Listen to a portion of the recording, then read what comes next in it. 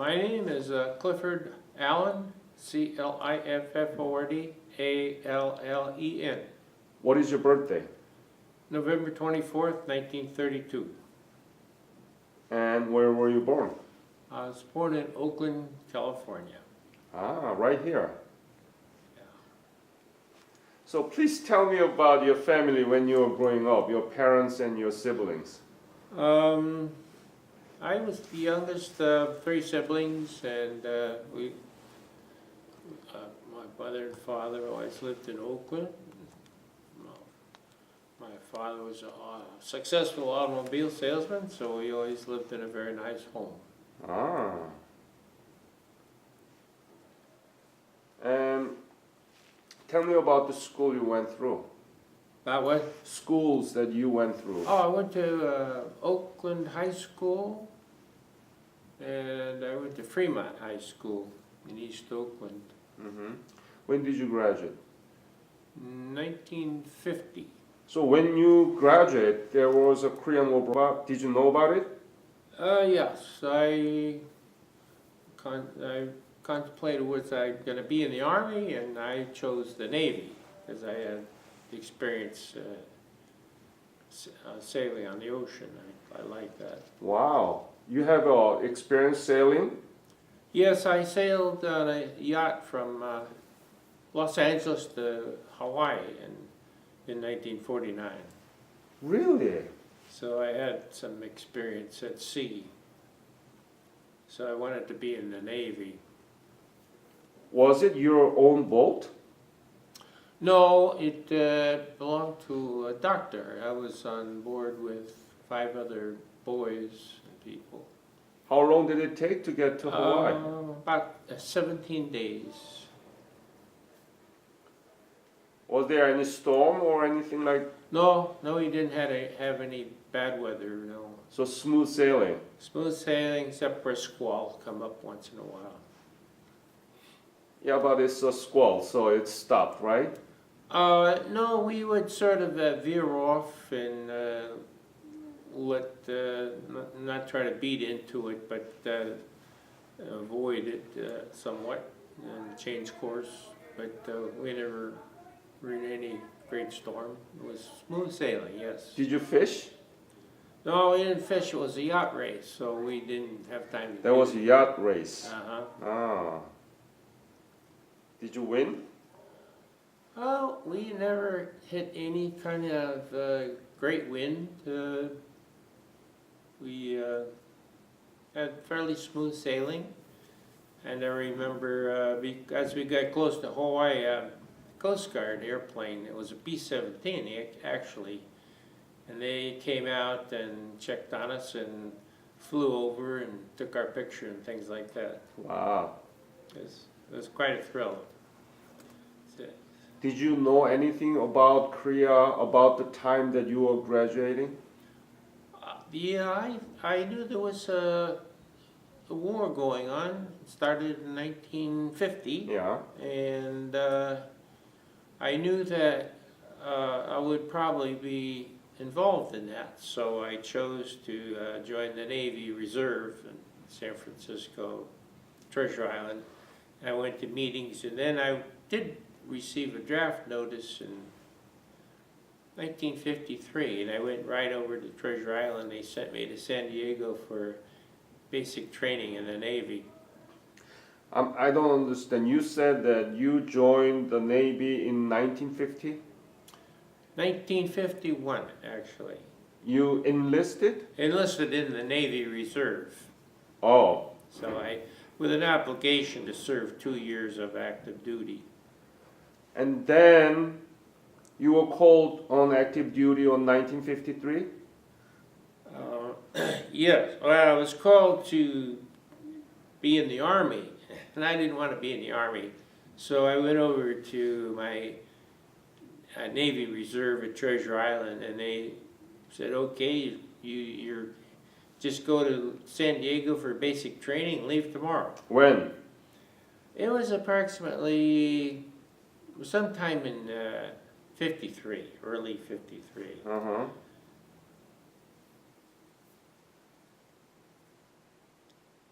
So I was activated for military service right towards the end of that war. Mm-hmm.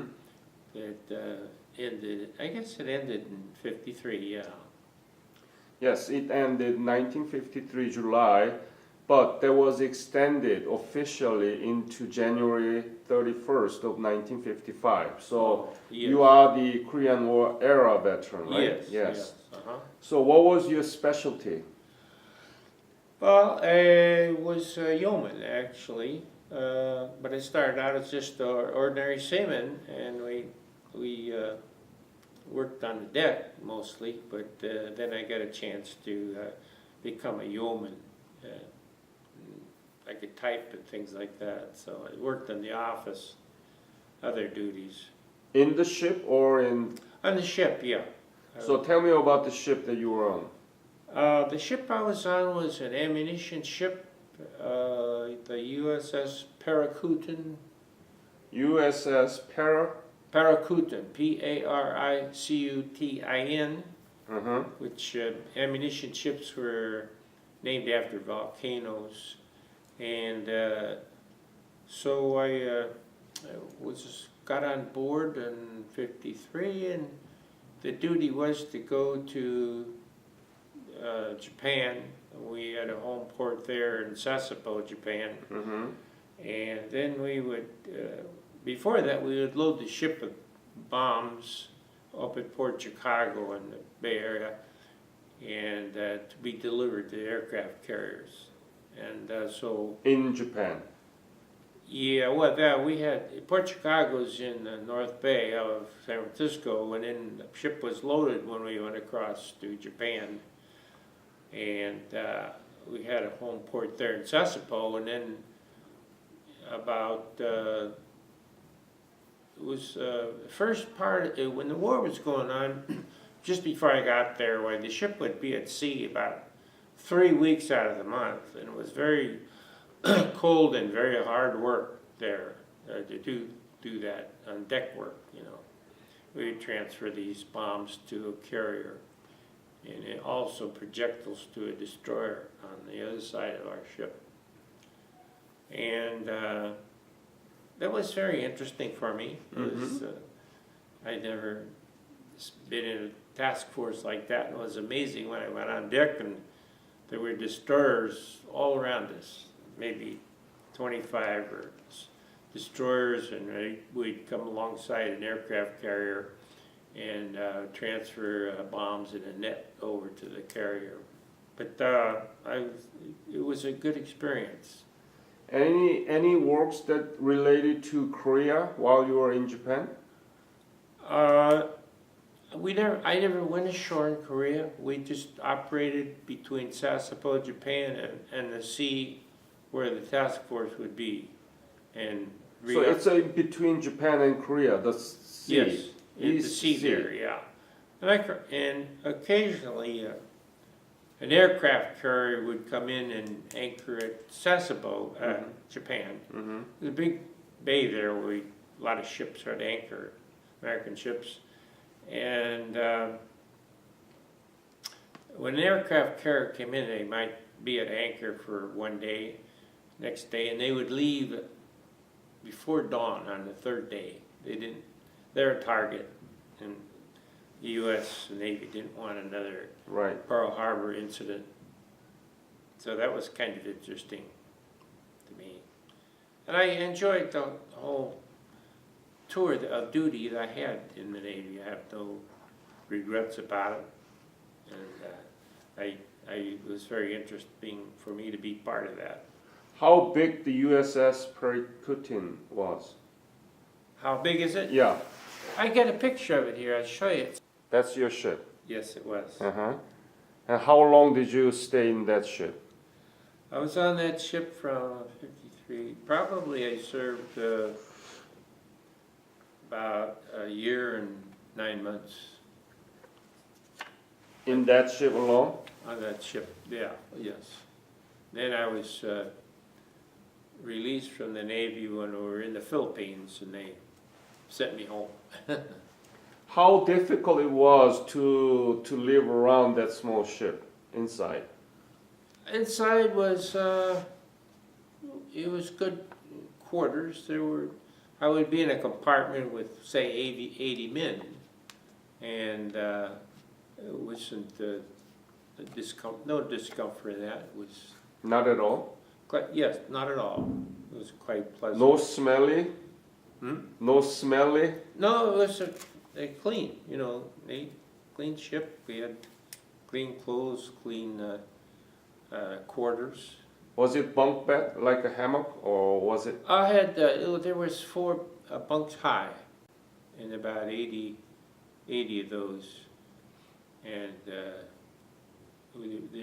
we'd each have a locker for clothes. Was it comfortable enough Yeah, to very sleep? comfortable. Really? Yeah. So much space between the bed? I was second bunk from the bottom. That was easy to get in and out. I didn't have to climb up any bunks. Good for you. And hot shower? Yeah, with 2 showers to serve all the men in that compartment. How was food? Food was, it could have been better, but it was tolerable, and like it would be on any ship. And yeah, I had no complaint about the food. Food was very good. Mm-hmm. How much were you paid? Paid, I think I earned, I think it was about $115 a month as a 15? $115 a month as an ordinary seaman. Yeah. What did you do with that money? Well, actually, I didn't spend much. When I was released from the Navy, I came out with maybe $700-800 in cash, and plus another couple $100 for being released. I think it was. So I went home and I bought a car with it. Any story that you heard from other soldiers about the Korean War? Yes, we went on a sort of an R&R cruise up the east coast of Japan, and we stopped at a place called Beppu, I think it was, and there was an army base there, and the soldiers that I experienced there, they were back from Korea. They had been in combat there. And we went ashore, and we had boxing matches there. And there was 10 of them, 10 boxing matches, and only one sailor on our ship lasted for a tie. We were all beaten, because these guys were tough combat soldiers there. Oh, I see. So there was a boxing competition between the Navy crew who were in Japan and the soldiers who came for R&R from Korea. Yeah, they came over, but I could tell they were battle hardened and real tough. We didn't. I could tell that we didn't ever want to get in any trouble with those guys. I think that's just natural combat guys. They come out there battle hardened and they're tough guys. What were you thinking when you saw them coming from Korea? We just went ashore at Beppu there and had this incident with them, and where my ship was port there was Sasebo, so we didn't see any army there. But when I went ashore on this little trip up the coast of Japan, I did see a lot of soldiers there in that sort of a camp there, and they looked kind of tough. I didn't want to get in any trouble with those guys. That's right. Tell me about what you know about the Korean War. Well, I know about MacArthur brought the troops all the way up the border of China, almost, and was very cold up there, and I knew a man at home. He was in the Army, career Army, and he served in World War II and Korea and Vietnam. And he said that they were up there at that reservoir. I can't remember the name of it now, but Changjin Reservoir, Chosun Yeah. Reservoir. yes, and he told me about the Chinese were fighting for that area up there, and the Chinese would they would try to get the American soldiers shooting down on them to run out of ammunition, and they would do by sending up unarmed Chinese soldiers. Uh-huh. And how they got them to do that, I don't know.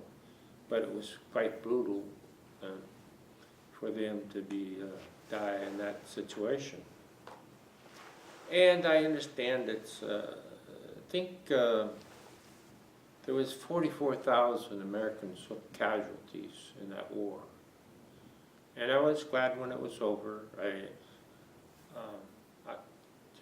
President Eisenhower, I think he negotiated with the Koreans. That, Chinese, yeah. Chinese, yeah, with that they would be, Ceasefire. he was not going to tolerate that war anymore. And so I was very happy when it ended. Mm-hmm. Mm-hmm. Why do you think that the Korean War has been regarded as forgotten? Been what? Forgotten. Forgotten. I think that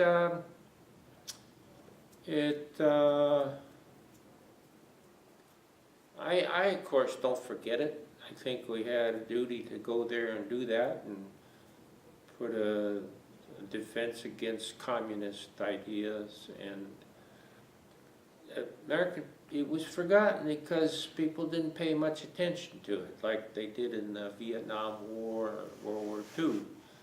But I think it was necessary, and I don't believe in communism, and I think it was a worthwhile fight, but I'm glad I wasn't a casualty. Mm-hmm. Yeah. Do you know what Korea looks like now in terms of economy and democracy? I think the South Korea has a very good economy.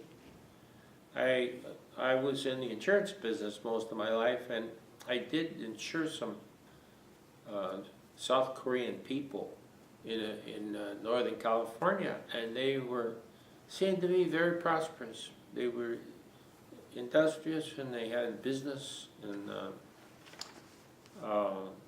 they did clothing. They had 2 clothing stores. I admired them for their ingenuity and things like that. They're very nice people. What is the legacy of the Korean War and Korean War veterans, do you think? Well, it's like you say, it's sort of a forgotten war. It seemed like it's, to a lot of people, it was insignificant. But I don't think when we had those kind of casualties, and compared to Vietnam, I think that the American public, of course, they protested that. It finally ended, and I could imagine it is now a forgotten war, but it wasn't the people that fought in it that fought for it. We fought bravely and did our duty, and the people that lost sons over there in the war, they'll never forget it. But I thought all the people involved, they fought bravely for that, against communism, I think. Are you proud of your service? Proud of my service? Yes, I am. I love the Navy. I wish I stayed in and made it a career, because that was one of the most significant experiences in my life that I enjoyed very much. What in what sense? Pardon? Why was it so important to you serving I the think Navy? that- What did you like about the Navy? I liked being at sea. I crossed the Pacific back and forth a couple times, and I like the Navy life.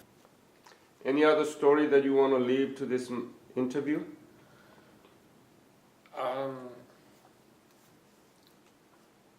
I don't think, I think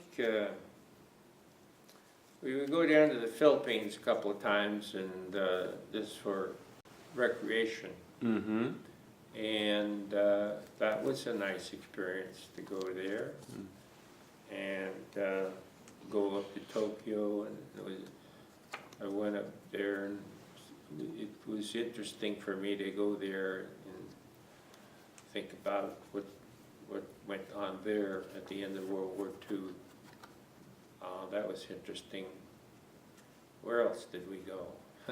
What did you think about Japan when you went to Japan, and knowing that Japan was the one who attacked the Pearl Harbor in 1941? What was your thinking and image of Japan that you had? I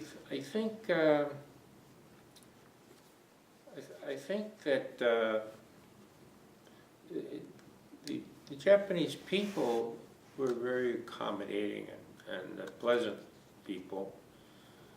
However, I know that the Japanese people treated our prisoners were very cruel to them. But they seemed to be, when we were there at this era, they were very nice culture, I'd say. And I didn't have any bad experiences with them at all. Mm-hmm. All right, Clifford, thank you, sir. Thank you, sir.